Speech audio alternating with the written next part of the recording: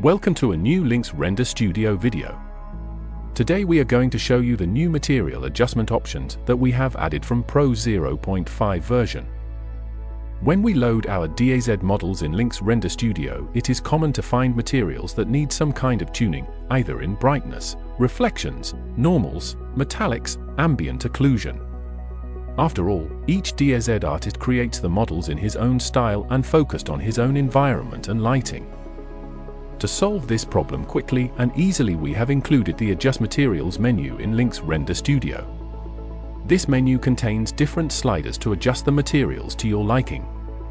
For now, you can only modify all the materials at once. In the future, we will include options to edit each material separately.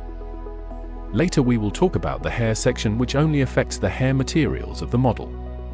Let's start with reflections and smoothness, which allow us to adjust the reflections and roughness of the materials respectively, especially useful to give the skin a better appearance.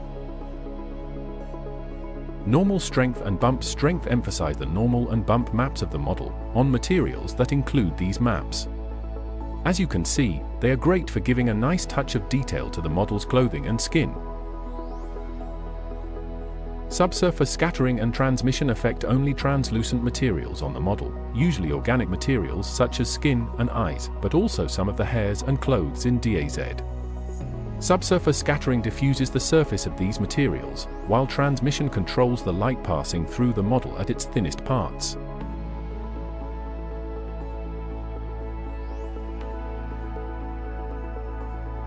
Ambient occlusion controls the illumination of the areas less exposed to direct light, while specular occlusion defines the reflectivity of the metallic materials of the model, and therefore only affects the metallic parts of the model.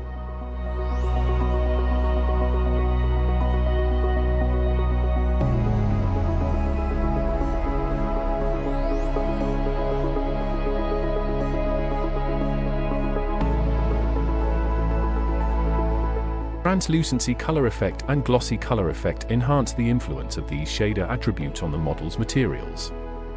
They come in handy to give a final color adjustment and get the desired touch to our model.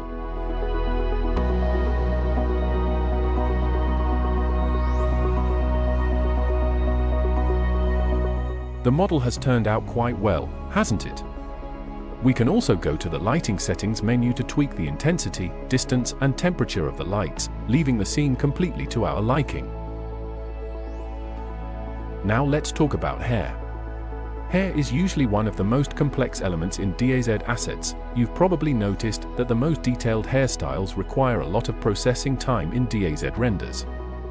In real-time rendering, they are particularly challenging both because of the amount of polygons involved and the translucent effect we want to achieve. Each hair asset is unique and may need different settings depending on the model and even the rendering point of view. For example, in this case of complex hair, we get a decent result from the front, but from behind we find an overlapping problem with the collar of the clothes. By activating the hair depth right option, we can avoid the overlapping of the hair, but in exchange the strands lose their translucency.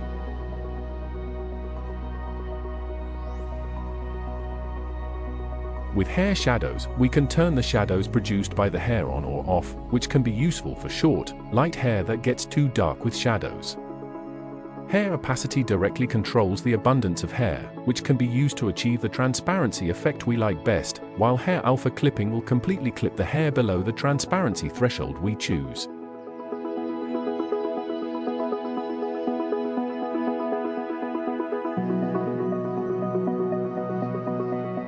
The latter option comes in handy with hair depth right, as it will allow us to clip the silhouette of those strands that stand out from other parts of the model. Most hair assets won't require that much adjustment, but it's a good idea to have a few tools on hand in case you find yourself with some unruly hair.